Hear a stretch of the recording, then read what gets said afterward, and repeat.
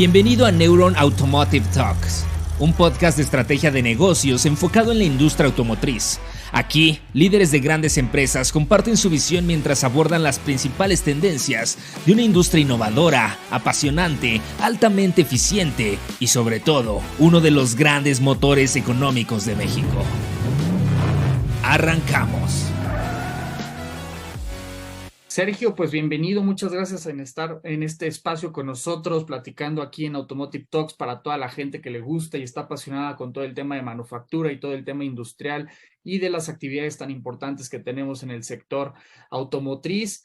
Hoy estamos con Sergio Mendoza, presidente y fundador de Factoria, un caso de éxito de una empresa mexicana ubicada en Chihuahua, que es un aliado para todas las operaciones de manufactura. Sergio, bienvenido, muchas gracias por el espacio. ¿Cómo está hoy? Muy buenas tardes, muchas gracias por darme Gracias, este Sergio. espacio. Gracias, Sergio. Gracias a usted. Un gusto poder platicar con usted.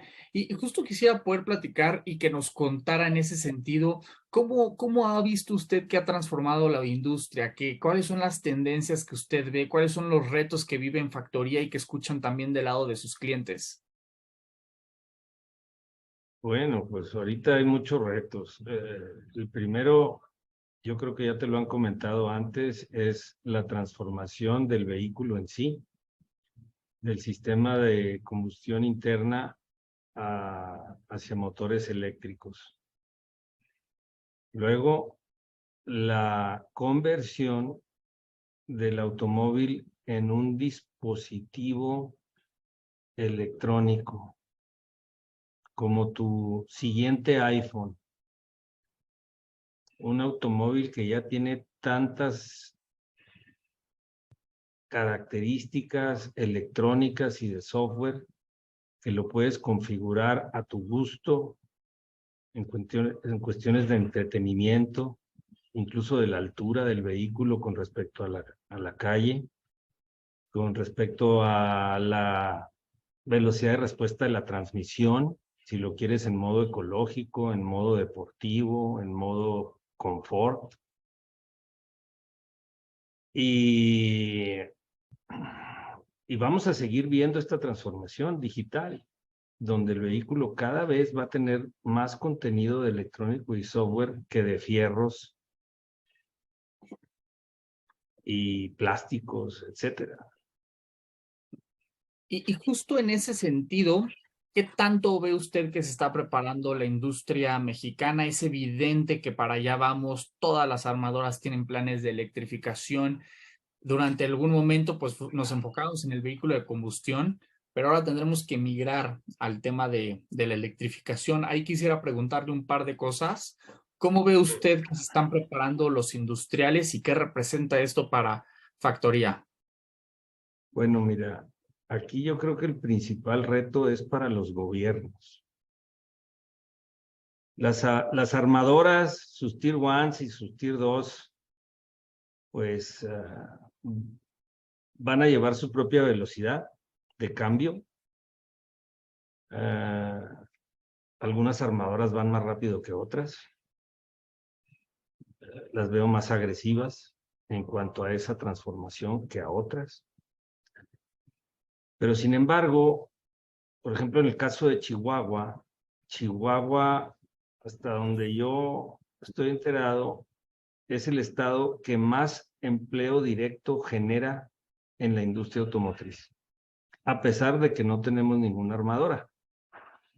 Pero somos un estado que se distingue porque fabricamos millones y millones y millones de autopartes. Entonces, la pregunta para los gobiernos es, ¿cuántas de las plantas que yo tengo en el estado, por ejemplo, se van a transformar? ¿Cuántas van a cerrar operaciones? Y al final de cuentas, ¿con cuántos empleos me voy a quedar? Si ahorita tengo 300,000 empleos en el estado automotrices, por decir un número, al final ¿cómo va a ir evolucionando esa cantidad conforme vayan pasando los años y se vaya transformando la industria? De 300 voy a pasar a 200 o voy a pasar a 400.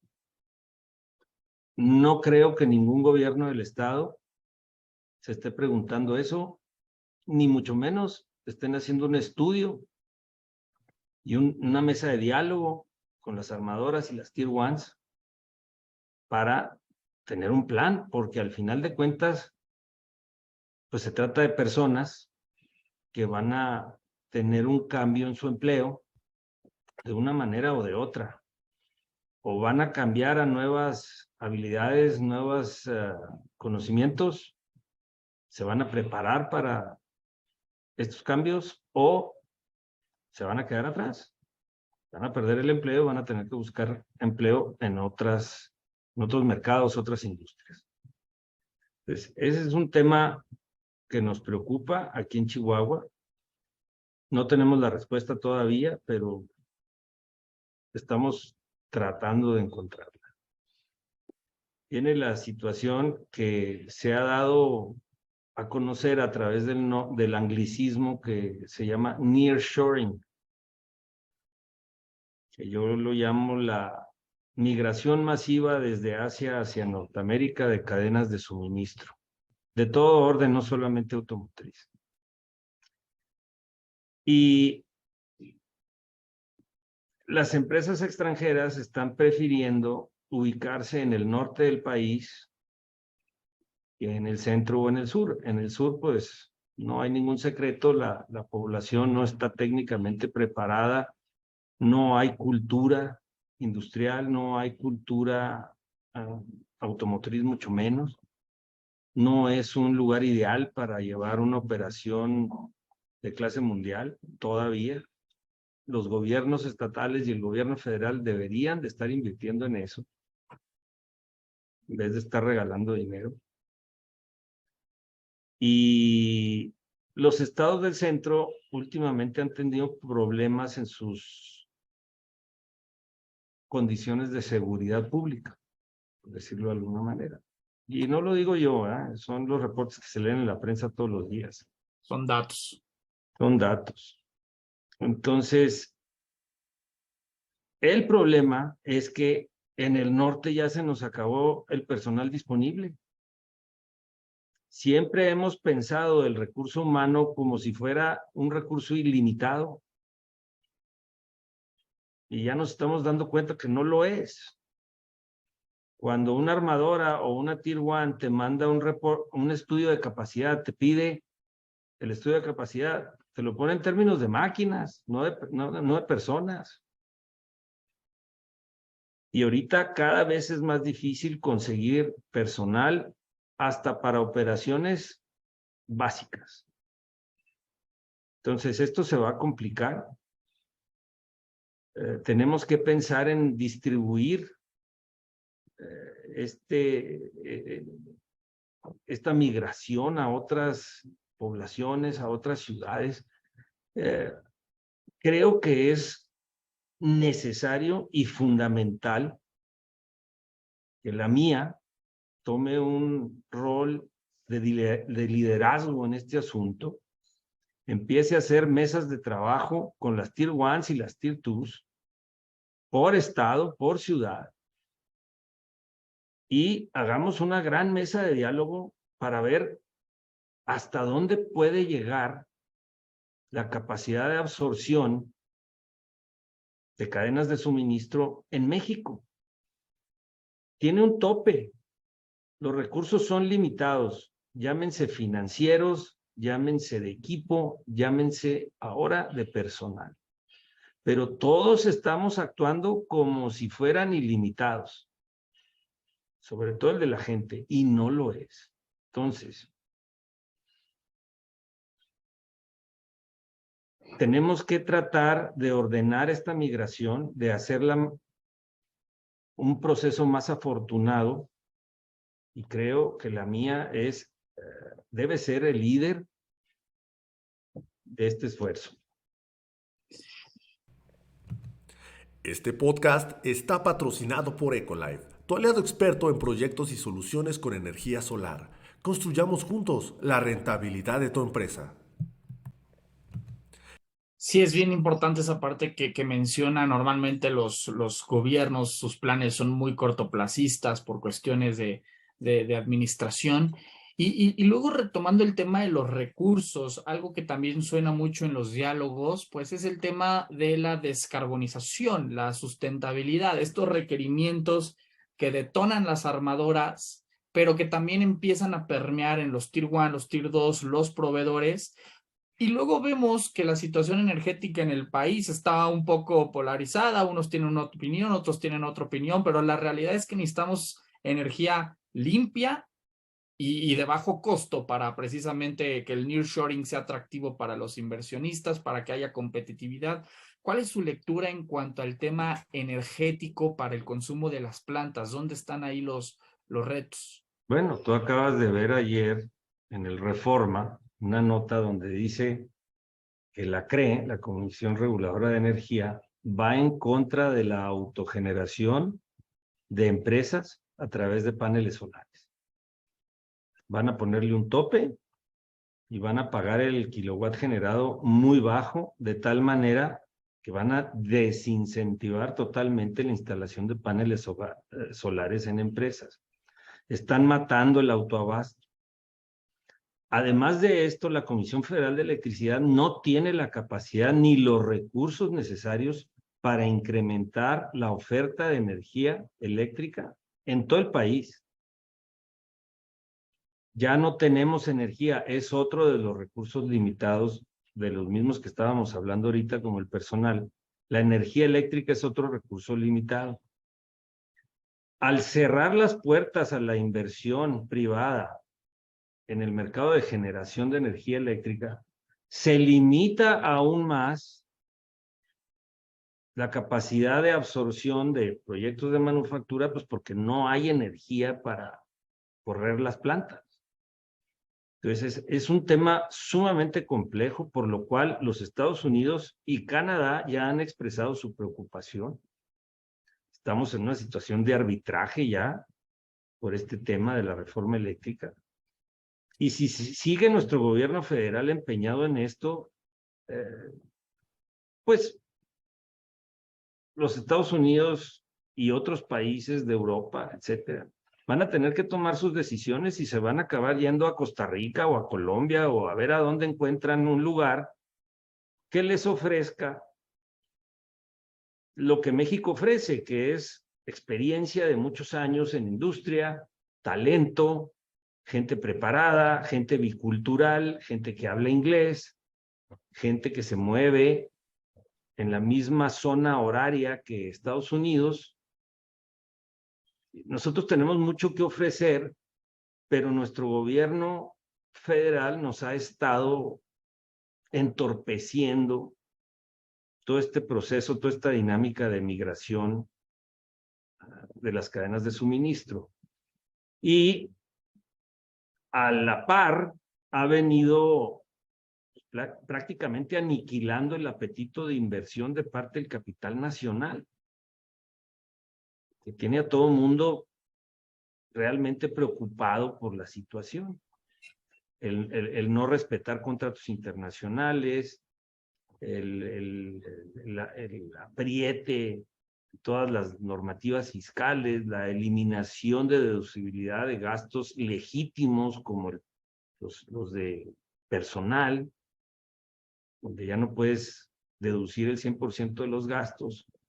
Entonces, pues llegan, dependiendo de la persona, llegan momentos en los que dices, bueno, pues yo ya no voy a invertir en México, mejor agarro mis chivas y me voy.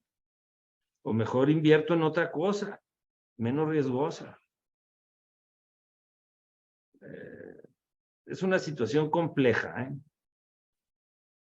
Sí, que se nos pueden ir ahí inversiones entre las manos de manera lamentable, teniéndolo todo. Y quisiera regresar al tema que mencionaba sobre el capital humano. ¿Por qué pasa? ¿Por qué vemos tanta limitación en el capital humano? ¿Qué será que la industria a lo mejor no está siendo tan atractiva para los jóvenes, para la mano de obra? ¿Qué está pasando con esa parte en escasez de capital humano que mencionaba? No, mira, son dos situaciones. Yo creo que hay ciudades como Chihuahua, como Ciudad Juárez, que ya están en una situación de pleno empleo, con tasas de desempleo menores al 3%. Cuando pleno empleo se considera cuando llegas a una situación del 4%. Nosotros andamos abajo del 3%. Quiere decir que ya prácticamente todo el mundo está empleado.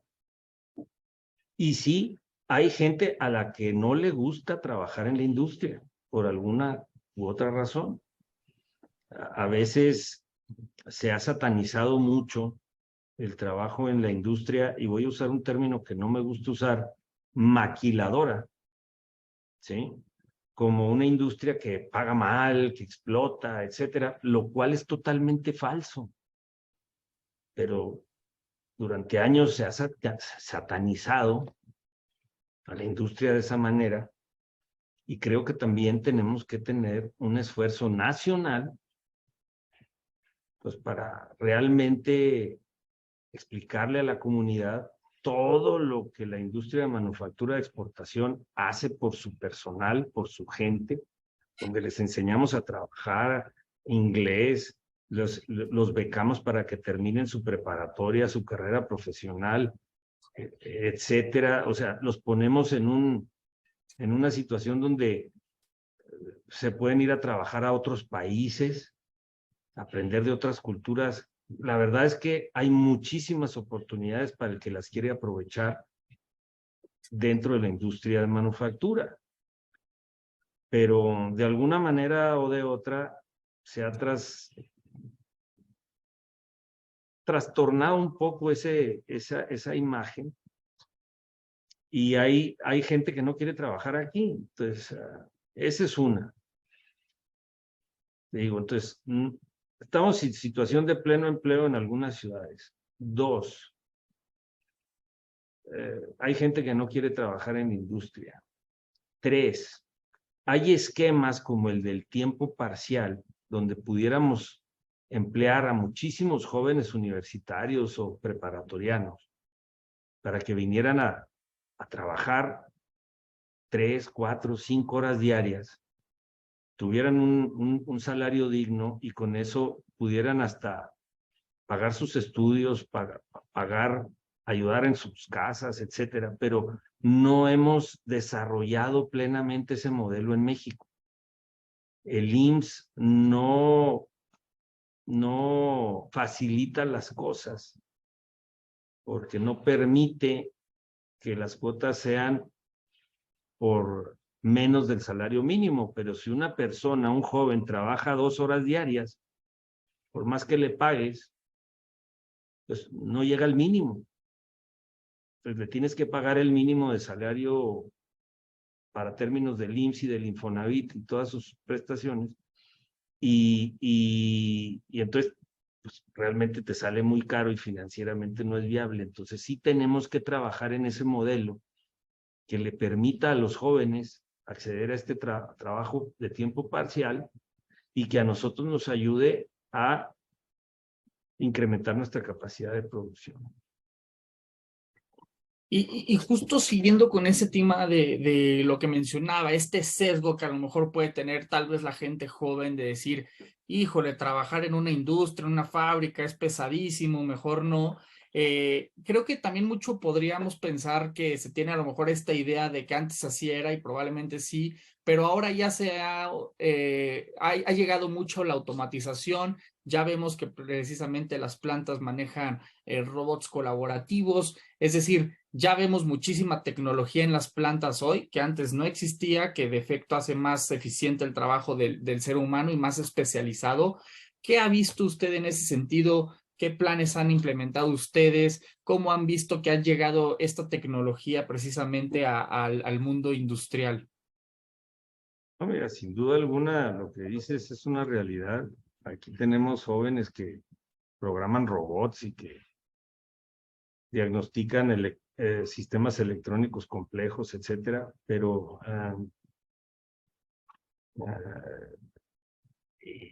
esos son empleos técnicos de cierto nivel, y creo que ahí no tenemos problema en la identificación y contratación de talento.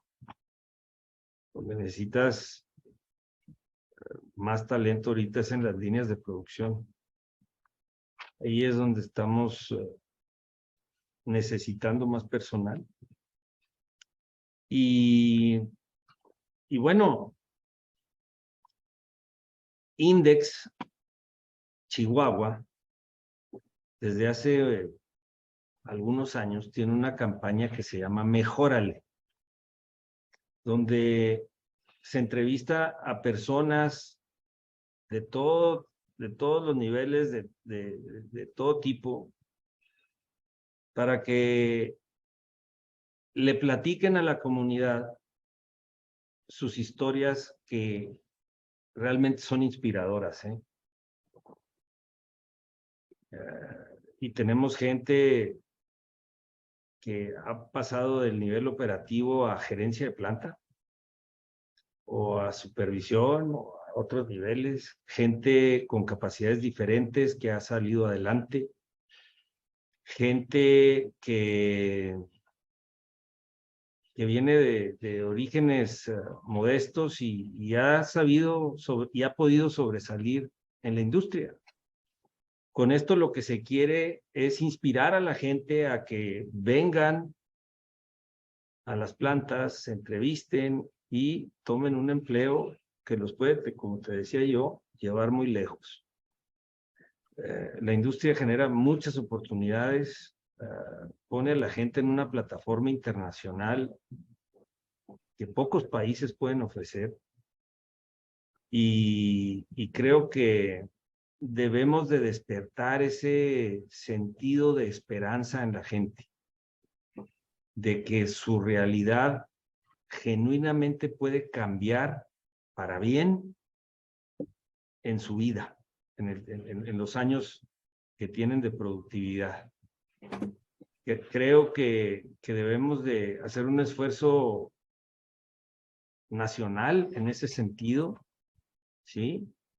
Y creo que debemos de dejar atrás la división, el encono, los términos esos que usa la administración federal para referirse a una persona o a otra. Y creo que debemos de tratarnos como lo que somos, personas trabajadoras, esperanzadas en un mejor futuro. Creo que México nos lo puede dar. Esos mensajes son bien importantes porque sí, mucho hay diálogo, ¿no? De cómo impulsar a los menos favorecidos y precisamente, en efecto, la industria y en particular la industria automotriz crece y es muy bonito ver que también la gente crece con la industria y las empresas y las familias. Claro, Y claro. justo en ese sentido, bueno, sabemos que formar parte de la cadena de suministro de una armadora o de una Tier 1 tiene bastantes retos, ¿no? Incluso hay ahorita varios Tier 2 que están buscando formar parte de esas cadenas de suministro, pero ustedes ya son un caso de éxito, un caso que lo han logrado y ahora viene todo esto del nearshoring que ya nos comentaba. Y en ese sentido quería preguntarle, bueno, ¿cuáles son estas buenas prácticas que tiene que tener en cuenta un empresario industrial para poder ser parte de la cadena de suministro de un Tier 1, de un OEM global? Bueno, mira, este no es un tema sencillo. Y yo siempre le digo a la gente que las ganas no son suficientes. Se requiere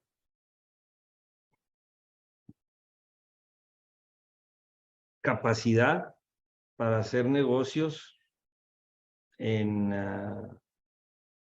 empresas de clase mundial, hablar delante de ejecutivos de empresas de clase mundial, hablar en inglés, hablar en español, dominar los temas de los que estás hablando, ¿sí? Y si no los dominas, te tienes que conseguir un socio que sí los domine.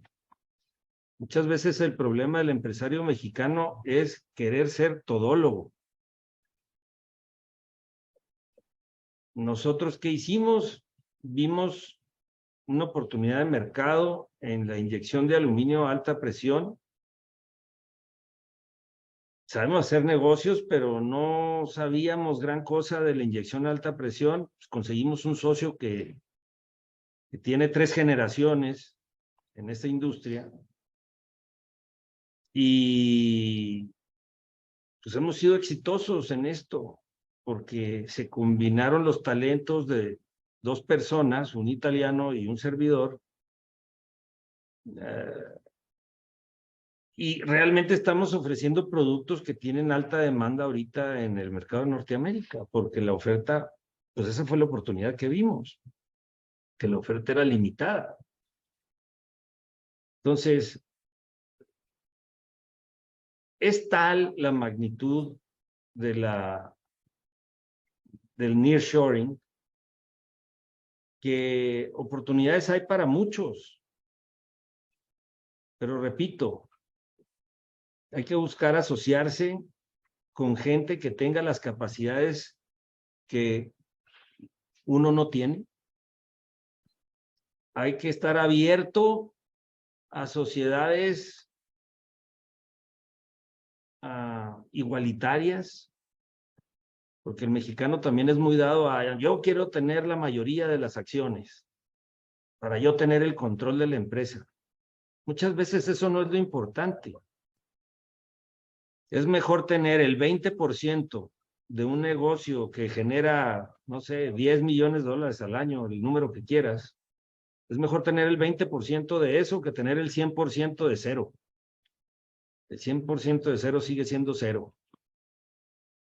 Entonces, a veces los mexicanos nos aferramos a, yo quiero ser el jefe, yo quiero tener el 51 o el 60% de las acciones, yo quiero esto, yo quiero el otro, y pues no le dejas nada al socio.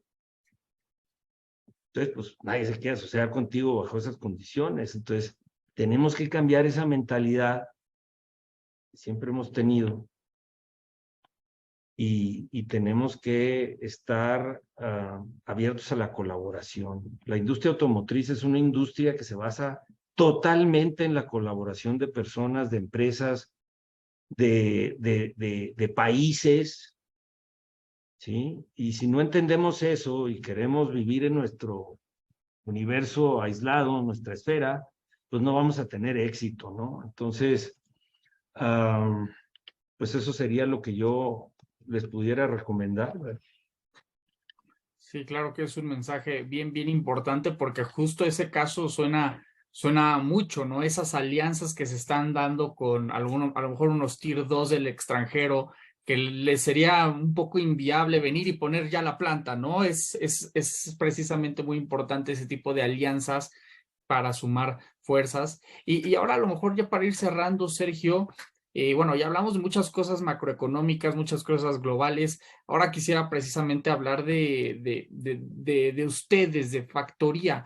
¿Qué negocios, qué servicios, qué productos ahorita están desarrollando precisamente para atender las tendencias que ya venimos platicando, para precisamente mantenerse como un referente de la industria en Chihuahua y a nivel nacional y también mundial? Pues no estoy seguro que lleguemos a tanto, pero mira, Factoria nació hace más de 25 años y ha sido una industria, ha sido una empresa que se ha dedicado a darle servicio o asistencia no programada a, a OEMs y Tier 1. Nosotros trabajamos con toda la cadena de suministro, por ejemplo, de TRW o de ZF o de Visteon o de Chrysler, bueno, ahora Stellantis. Y nosotros los ayudamos ¿en qué? En lo que ellos necesiten en el momento. Hemos almacenado productos en situaciones de emergencia donde ellos ya no tienen espacio y nos piden ayuda en eso. Hemos hecho ciertas campañas en temas de calidad. Ahorita, un servicio muy demandado es traer material de proveedores extranjeros, de China, de Corea, de España, de Turquía. Los almacenamos nosotros y los reempacamos en retornable, ¿sí? Porque las plantas armadoras ya no quieren estar reempacando. Ellos correctamente dicen, yo fabrico motores, yo no tengo por qué estar reempacando, eso no es mi razón de ser. Para eso hay proveedores. Entonces, de ahí, hace como 7, 8 años, fue cuando vimos esta oportunidad en el mercado de inyección de aluminio a la alta presión y decidimos arrancar una nueva empresa que se llama BM Castings, que pues te digo, ha tenido un despegue muy alentador, precisamente porque hay demanda, ¿verdad?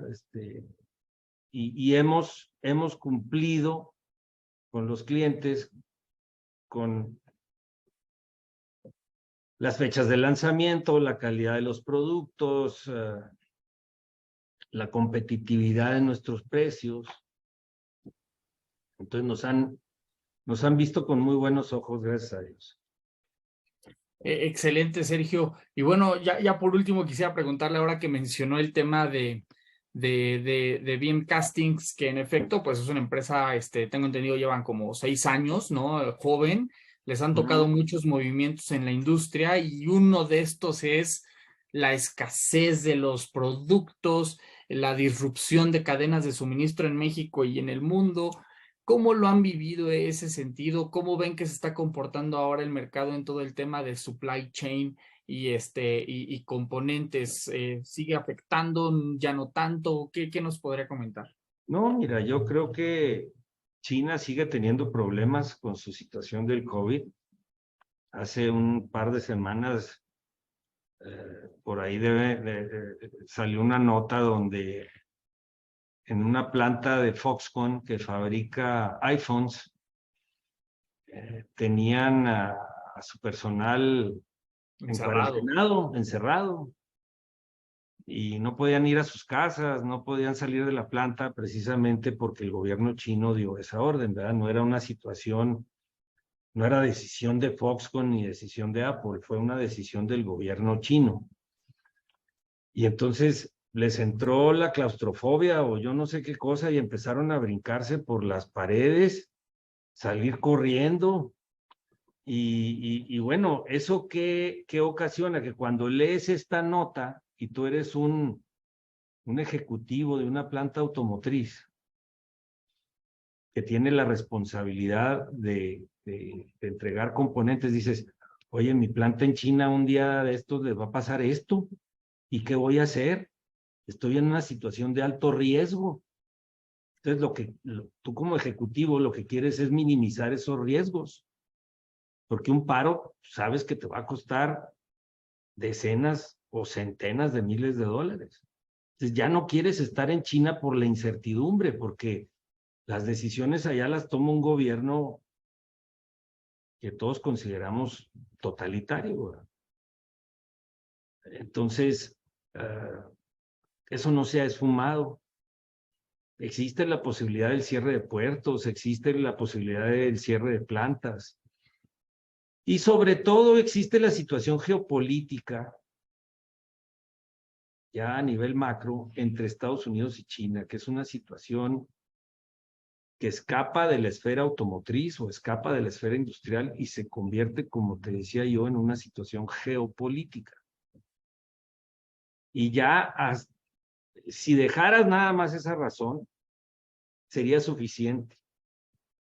Pero no, aparte tienes estas otras de que siguen, como te digo, saliendo noticias y ponen muy nerviosa a la gente que toma las decisiones. Entonces, yo creo que el nearshoring va a continuar. Yo creo que apenas estamos viendo el comienzo de esta migración, porque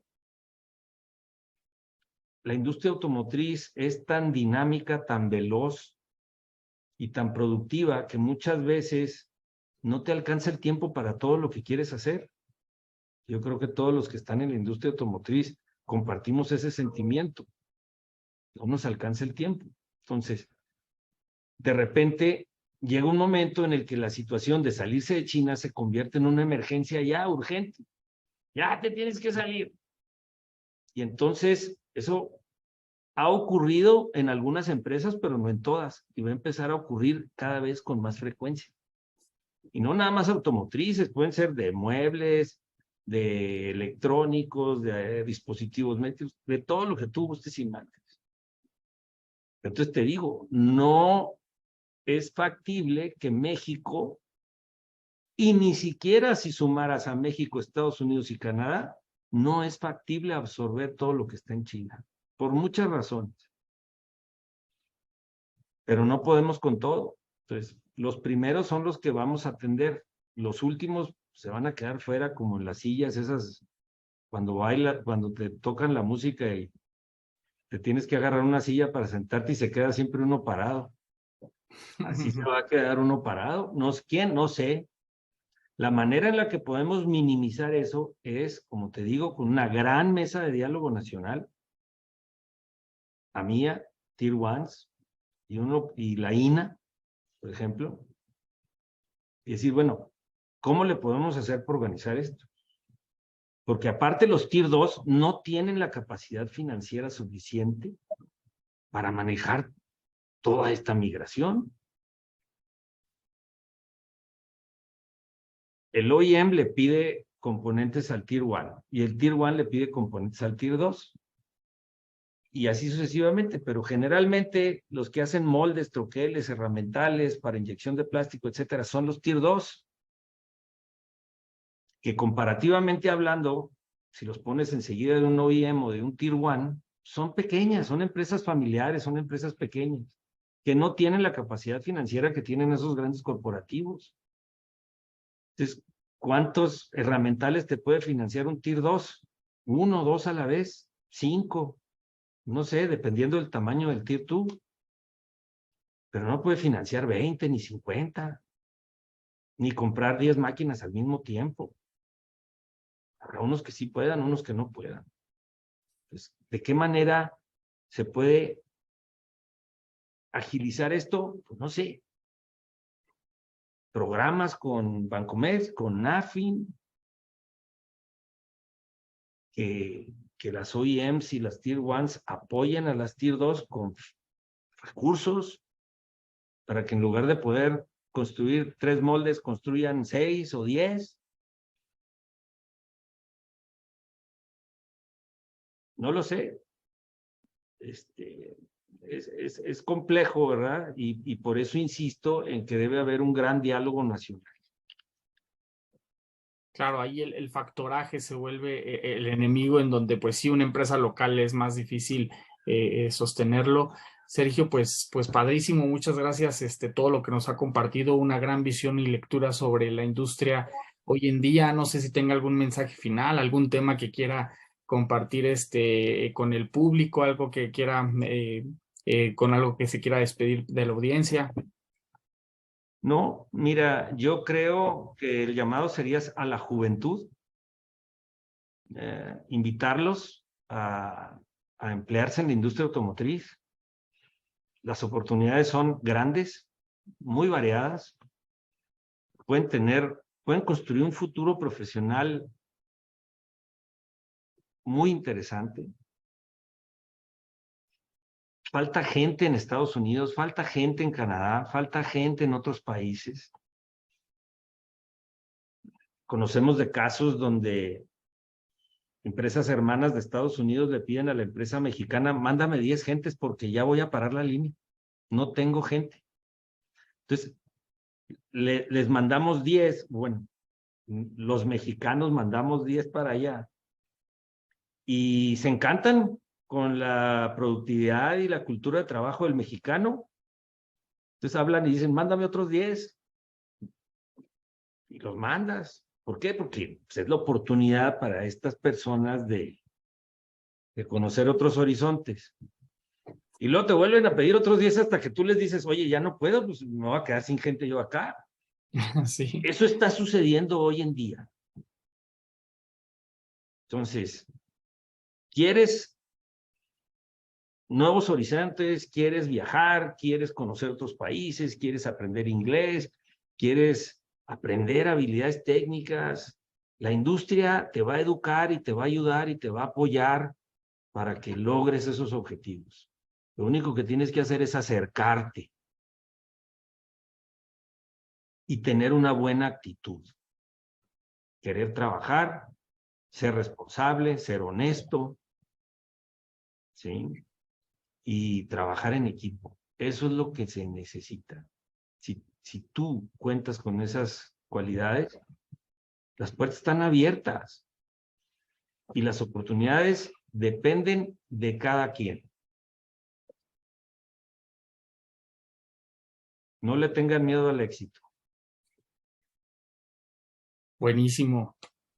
Gran mensaje con el que nos deja Sergio. Le agradezco mucho el espacio. Sin duda, una gran visión de lo que hay en la industria y definitivamente, pues muy importante todo lo que nos ha compartido. Aquí estoy a tus órdenes. Gracias por acompañarnos a un episodio más de Neuron Business Talks. Sigue la conversación en vivo en nuestros foros de negocios del sector automotriz, minero, energético, tecnología y petróleo. También te invitamos a seguirnos en nuestra página neuronbusinessgroup.com, nuestras redes sociales y suscríbete a nuestro newsletter, donde recibirás información de primera mano sobre nuestras entrevistas y eventos exclusivos de la comunidad de Neuron Business Media.